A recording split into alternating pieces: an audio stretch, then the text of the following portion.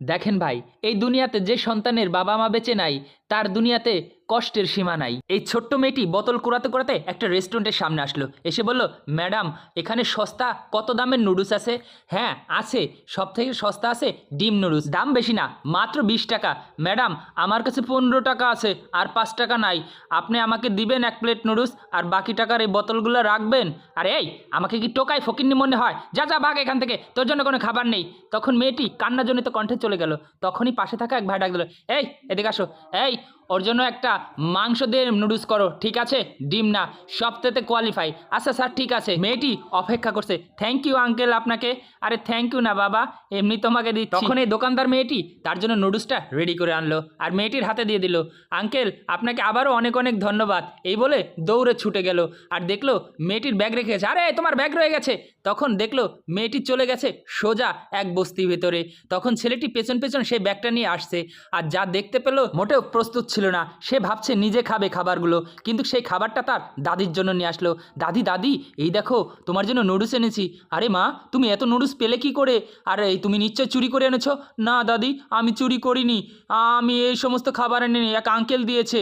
ও uncle দিয়েছে? সত্যি করে বলো তো, সত্যি চুরি করে আনাছো কিনা? আমি তো তোমাকে এই শিক্ষা দেনি। না বিশ্বাস করো, এই আঙ্কেল দিয়েছে, খাও তুমি। তখন দাদির মুখে খাবার তুলে দিতে দিতে বলল, আচ্ছা তুমি কি আঙ্কেলকে ধন্যবাদ দিয়েছিলে? ছোট্ট নাতনি বলল, হ্যাঁ।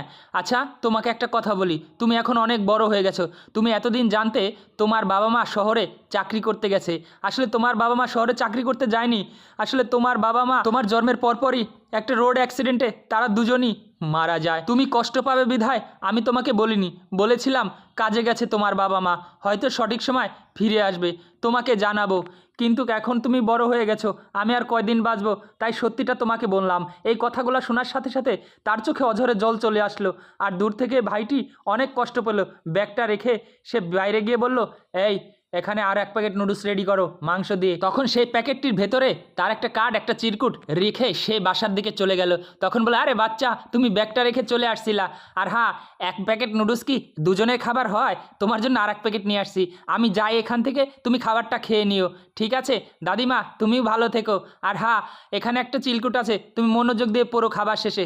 তখন মেয়েটি চিরকুট পড়তে শুরু করলো, ভেতরে একটা ব্যাংক কার্ড ছিল। দাদি তখন চিঠিটা পড়তে লাগলো, ওর ভেতরে লেখা ছিল, প্রিয় দাদি তুমি অসহায় হয়ে গেছো, একটা কথা মনে রেখো, বয়স সবার সবসময় এক যায় না, আর জীবন কারোর জন্য থেমে থাকে না।